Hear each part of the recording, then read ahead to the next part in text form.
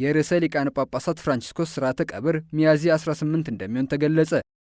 ካቶሊካዊት ቤተክርስቲያንን ላለፉት 12 ዓመታት በመንፈሳዊ መሪነት ሲያገለግሉ የነበሩትና በትንሣኤ በዓል ማግስት ሚያዝያ 13 ከዚህ ዓለም ድካም ያረፉት ርዕሰ ሊቃነ ጳጳሳት ፍራንቺስኮስ ሥርዓተ ቀብር ቅዳሜ ሚያዝያ 18 ቀን እንደሚከናወን ተገለጸ። የርዕሰ ሊቃነ ጳጳሳት ፍራንቺስኮስን ሥርዓተ ቀብር አስመልክቶ ቅድስት መንበር ባወጣችው መግለጫ ቅዳሜ ሚያዝያ 18 በቅዱስ ጴጥሮስ አደባባይ እንደሚከናወን አመላክታለች።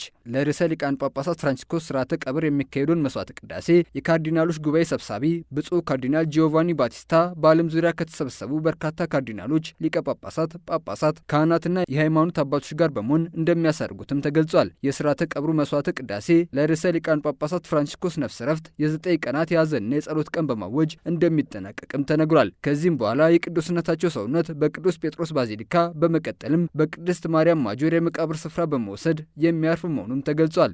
የርዕሰ ሊቃነ ጳጳሳት ፍራንቺስኮስ ሰውነት በነገው ዕለት ማለትም ሚያዝያ 15 ከጋዛ ሳንታ ማርታ ጸሎት ቤት ወደ ቅዱስ ጴጥሮስ ባዚሊካ እንደሚወሰድ ሲገለጽ፣ በጉዞ ላይ ምዕመናን ፍቅራቸውንና ክብራቸውን እንዲገልጹ እንደሚፈቀድ መነገሩንም ቫቲካን ኒውስ ዘግቧል።